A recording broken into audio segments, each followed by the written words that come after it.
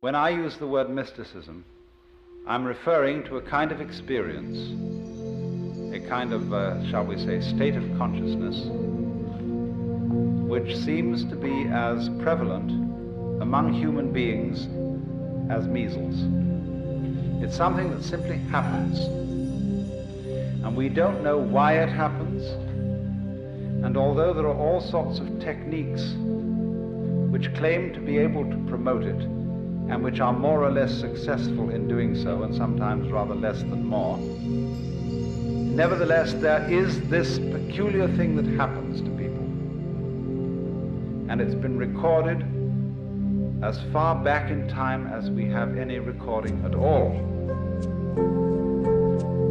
And that is coming over people the peculiarly convincing sensation that their ordinary sense of individuality, of personal identity, is transcended. And the individual suddenly feels an experience that actually it could be described from a number of quite different points of view. But we could add up these dominant characteristics. That instead of the ordinary feeling that I as an individual confront a world that is foreign to me, that is not me, in this kind of experience, I find myself to be of one and the same nature or identity as the world outside me. In other words, I suddenly feel no longer a stranger in the world, but as if the external world were my own body.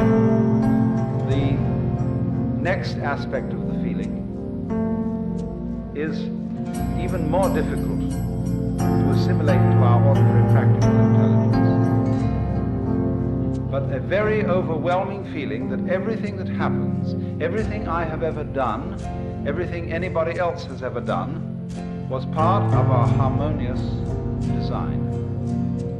That there is no error at all. That's the sort of thing I'm referring to. Now, you see, I'm not talking about a philosophy. I'm not talking about a rationalization, some sort of theory that somebody cooked up in order to explain the world, make it seem a tolerable place to live. I'm talking about a rather whimsical, unpredictable experience that suddenly hits people. And it includes this element of feeling the total harmoniousness of everything.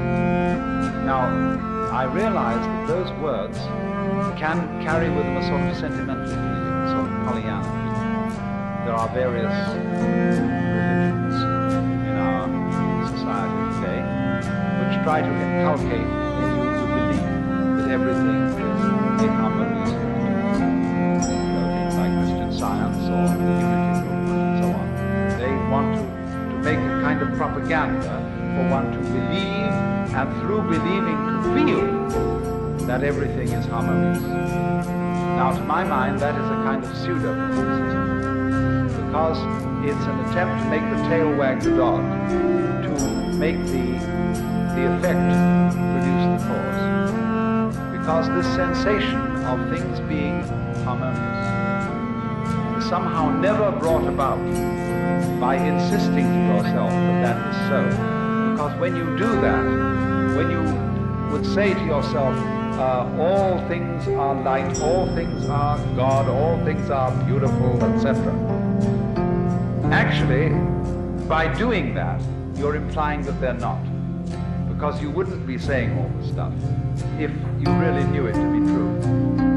So this thing, the sensation of a kind of universal harmony cannot come to us when it is sought, when we look for it as something to be an escape from the way we actually feel or to compensate for the way we actually feel. It's a thing that comes out of the blue. When it comes out of the blue, just like hiccups come out of the blue, something like that, it's overwhelming. And it stands as actually the foundation for most of mankind's profound philosophical, mystical, metaphysical, and religious ideas. Someone, in other words, to whom this sort of thing has happened. And as I said before, it strikes us as measles strike. Someone to whom this sort of thing has happened can't restrain himself when it has happened, and he has to get up and tell everybody about it. And at last he becomes the founder of the religion. Because people say, look at that man, how happy he is. What conviction he has. He has no doubts. He seems to be sure in everything he does. You see, that's a wonderful thing about a great human being. He's like an animal or a flower. See, when a flower buds and the bud goes pop and opens, it has no hesitation or doubts about it. But when a young woman appears in society as a debutante, she's not quite sure if she's going to come off. And she appears on the stage of society with some doubts. Therefore, all appearances of life are single nature. But when the bird sings, or the chicken's egg breaks, flower buds, there's no doubt about it at all, it comes forth. And so in the same way, when somebody has an experience of this kind, he just has to tell everybody about it. Because you see, he sees everybody around him, looking dreadfully serious, looking as if they had a problem, looking as if the act of living were extremely difficult.